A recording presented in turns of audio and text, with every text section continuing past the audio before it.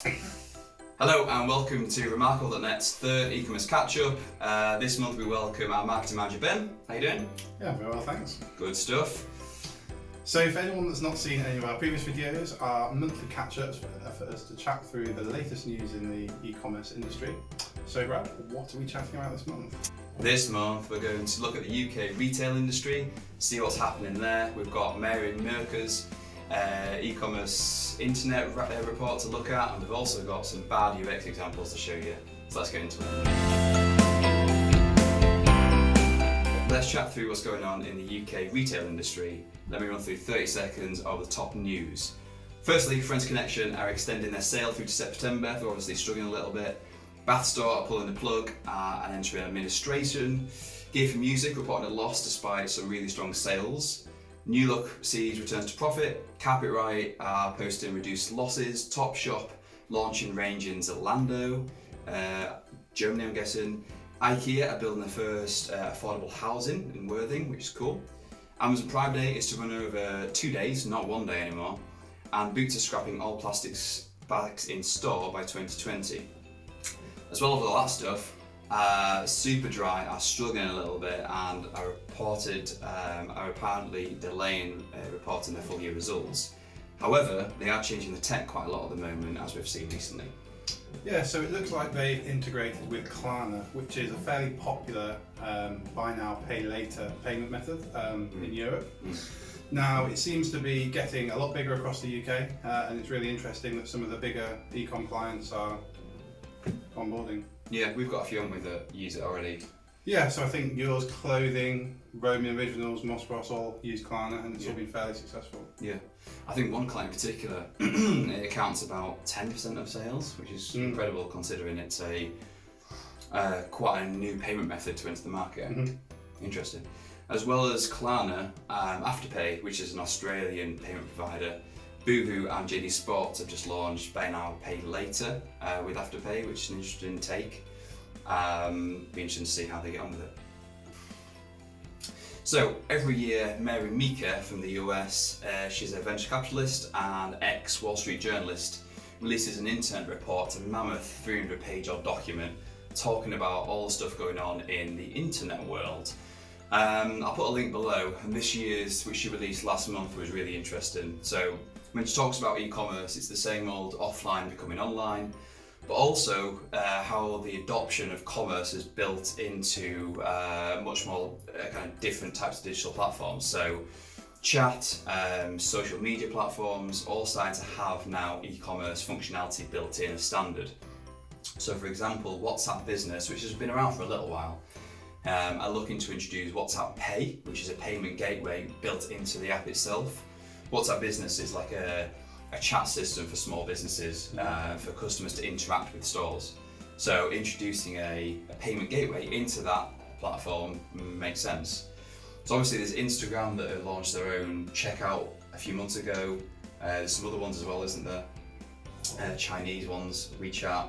Yeah, we've got WeChat and Weibo. Yeah, both really powerful and strong, well-used platforms.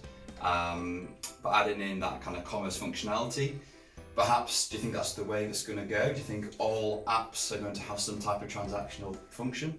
I think it makes sense from these big social networks, purely because they're trying to become profitable themselves. I don't think it's going to affect websites too much. I don't think there'll be a huge amount of cannibalization because I think they're at different steps. I don't think you necessarily go to an Instagram, you go to a WeChat and go, right, I'm going to buy a product. No. You see something that takes your fancy. It's more inspirational. Exactly, it's inspirational. So I don't think there'll be a huge amount of cannibalization, but I think it's a great new channel for marketers to use. So I think Instagram, especially at the moment, is a very good platform for users to put their products on. People to come and have a look, browsing through the images, go, really like that. Make an inspirational purchase that otherwise may not have happened. Makes sense. So it's an additional channel rather than it being a completely different. Exactly. So it's not like they're fighting each other necessarily. It's just an additional channel, like display or PPC. Yeah, makes sense. Cool. So last month we had a look at some really bad UX across the e-commerce world. We had a few examples. This month we've got a few more examples to show you. So what have we got? So to start off with, we've got Suzanne Collins' website.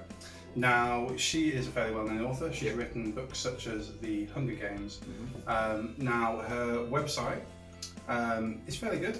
It's got all the relevant information. It includes her biography, it includes the different books and works that she's done. However, the main page is fairly lacking.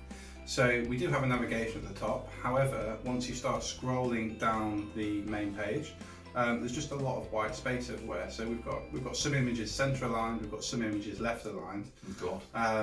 But then when you start scrolling down the page, you're not sure where the page finishes, because as soon as we get past this section, we've got a few pages of plain white space, and then we've got a few adverts and more content.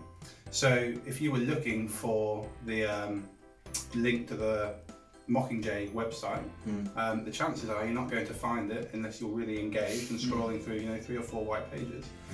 It's not nice, that's all. Yeah, exactly. The whole idea is to make content easy for users to access. Which at the moment the homepage of the site is not doing. No, not at all.